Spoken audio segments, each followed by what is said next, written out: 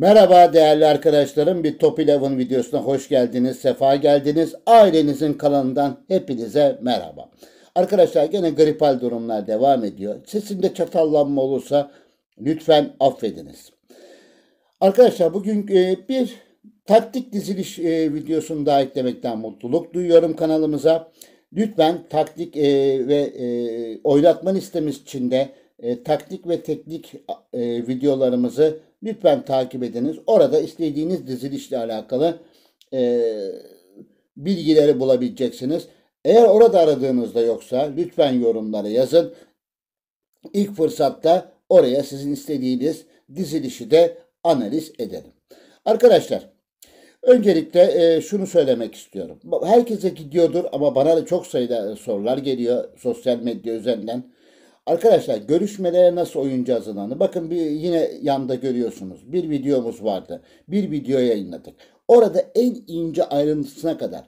Tamam güncellemeler geldi. Yeni güncellemeleri geldi. Ama ana mantık aynı arkadaşlar. Görüşmelere nasıl oyuncu çıkar? Ve görüşmelere nasıl oyuncu hazırlanır? Bununla ilgili bu videoyu da vaktiniz olursa izlemenizi tavsiye ediyorum. Konuya geçmeden evvel son bir kelam daha etmek istiyorum arkadaşlar.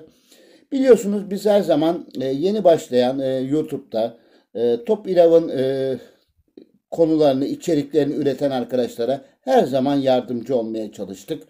Destek olmaya çalıştık. Yanda gördüğünüz bu arkadaşımız da Top 11'a yeni başladı. Daha doğrusu içerik üretmeye yeni başladı diyelim.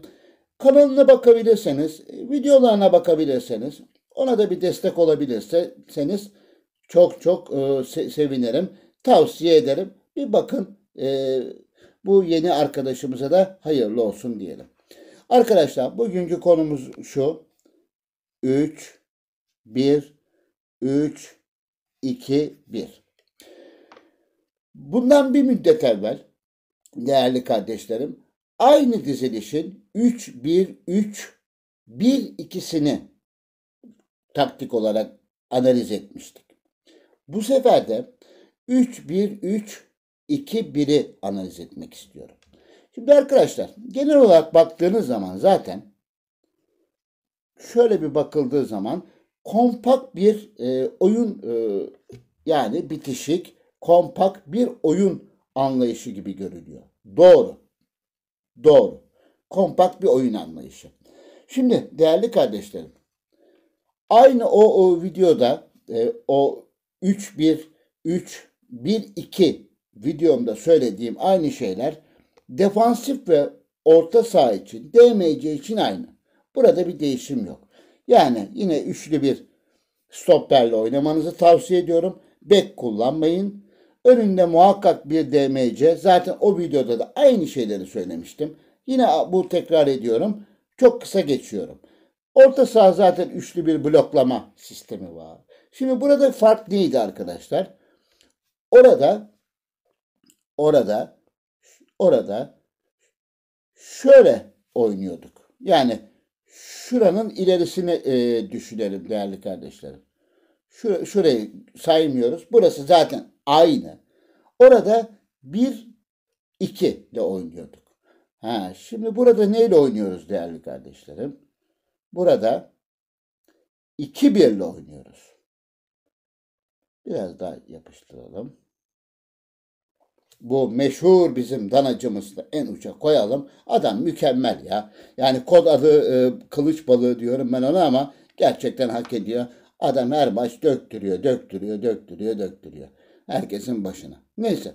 Şimdi değerli kardeşlerim buradaki önemli olan kısım şu. Burada 2 AMC ile oynuyoruz. Ben bunu deniyorum ve başarılı sonuçlar da alıyorum. Zaten denemediğim bir şeyi ben sizin huzurunuza çıkarmam. Bunu da biliyorsunuz. Bir forvetle oynuyoruz.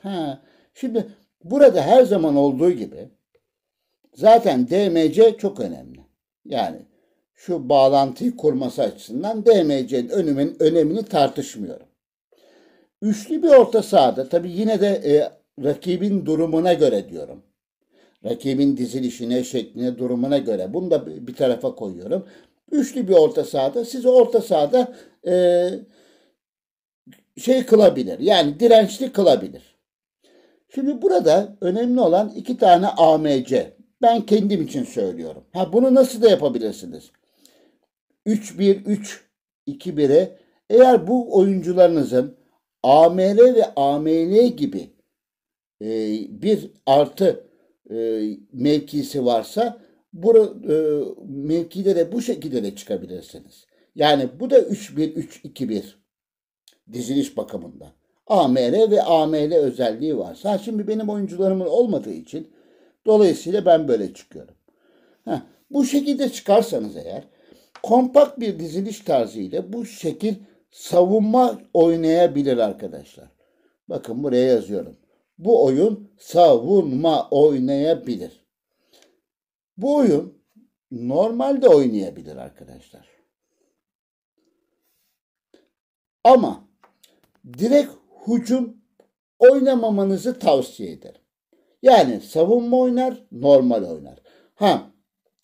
Uzun top çok rahat oynayabilir. Yani defanstan, orta sahadan çıkacak toplarla buradaki üçlü güruhun tabii şöyle söyleyeyim. Pardon. Beceriler, şartlar, oyun tarzlarının çarpanları. Bunlar çok önemli. Bunlar ayrı konu. Tabii rakibin dizilişi, şekli, şemali bunlar da çok önemli. Ama biz tamamen şu anda salt olarak konuşuyorum arkadaşlar. Yani yan faktörleri göz ardı ederek konuşuyorum. Bunu bir tarafa koyalım. Bu böyle bilinsin. Şimdi arkadaşlar buraya gelen toplarda direkt ortada oynayabilirsiniz. İki kanattan oynama şansı o videoda da söylemiş olduğum gibi yok. Çünkü kanatlarınız dolayısıyla bir kanatlı bir sistem olmadığı için dolayısıyla ortadan oynamak, karışık oynamak olabilir. Ama topa sahip olmayla çok fazla oynamamakta fayda var. Çünkü rakibiniz kuvvetliyse, yine tekrar ediyorum. Orada o videoda da söylemiştim, burada da söylüyorum. Rakibiniz kuvvetliyse, orta sahada yüksek becerili oyuncuları varsa kısa pas veya topa sahip olmak sizi sıkıntıya sokabilir kaptırılan toplarda. Şimdi diyeceksiniz ki abi o sistemle ne farkı var? Şimdi bir oyuncunun aslında yeri değişti. Yani şu AMC'lerden birinin yeri değişti. Forvet'teydi. Ne oldu? AMC'ye geçirdik. Yani şöyle değil de şu şekilde yaptık. Şimdi zorluk derecesi kuvvetli karşılaşmalarda ki ben denediğim için de söylüyorum. Şuradaki orta sahadaki baskılı grup diyeyim ben ona. Baskılı grup size fayda sağlayabilir arkadaşlar. Orta sahayı sıkı şekilde tutmak kaydıyla. Oradaki AMC ile oynuyorsanız eğer, AMC'leri bir miktar daha orta sahaya yakın tutarsanız dolayısıyla zorluk derecesi kuvvetli karşılaşmalarda, önemli karşılaşmalarda işinize yarayabilecek bir model. Şimdi bir başka modeli daha deneyelim. Şimdi bunları AML veya AMR olarak düşünelim. Şimdi bunları bu şekilde düşünürsek bu da 3-1-3-2-1. Bu da bir başka versiyonu. Bunları şöyle o zaman yine savunma ama kanatları kullanma şansınız olabilir arkadaşlar. Yani şu forveti destekleyecek kanatlardan da gelebilme şansınız olur. Diğerinde direkt ortadan daha rahat çünkü sistem, diziliş, şekil ona göre uygundu. Ama burada kanatları da kullanma şansınız var. Şimdi o zaman bu kanatların ileri ve geri gitmesi için burada eğer AMR ve AML özellikli oyuncularınızın özel yeteneklerinin de iyi olması lazım. Nasıl DMC diyoruz olmazsa olmaz.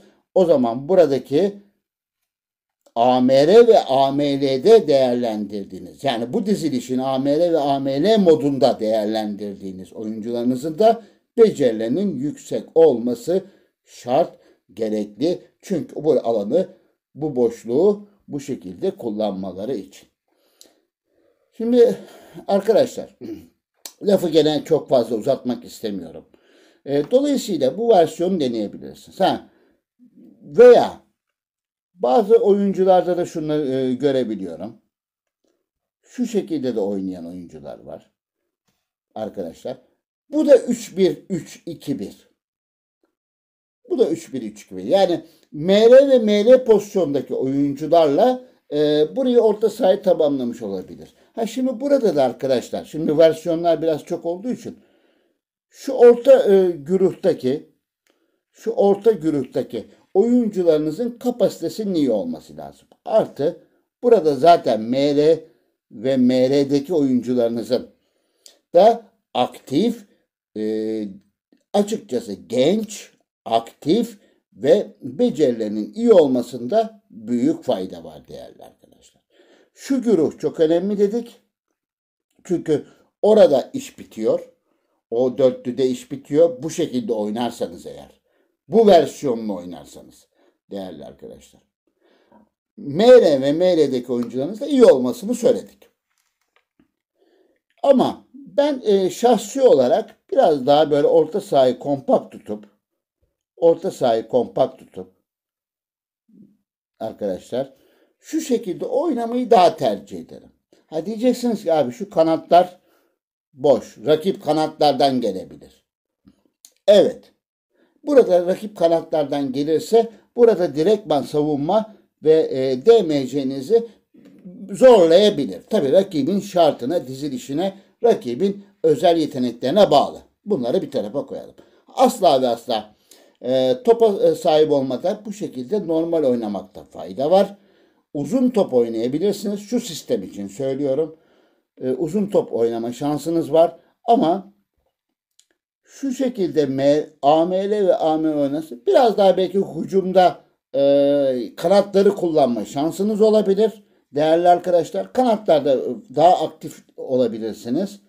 Veya bir üçüncü versiyon olarak da göstereyim. ML ve MR pozisyondaki oyuncularınızla biraz daha orada kanatı kullanabilirsiniz. Yani ilk versiyonda kanatları pek kullanamazsınız. İkinci ve üçüncü gösterdiğim versiyonlarda kanatları kullanabilirsiniz. Ama asla ve asla yapmayacağınız tek şeyi söylüyorum. Lütfen bu versiyonu oynamayın. Yani bu versiyon orada şu stoppe tek bırakmak DMC bile olsa önünde sıkıntı yaratabilir arkadaşlar.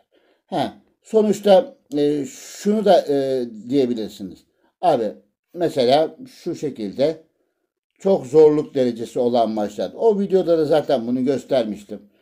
Bunları bir miktar geri emriyle geride tutmaya çalışarak da pozisyon almalarını, ileri çok fazla çıkmalarını engelleyebilirsiniz. Arkadaşlar, hepinizi saygı ve sevgiyle selamlıyorum. Bir başka Top Pilav'ın videosunda daha görüşmek üzere diyorum.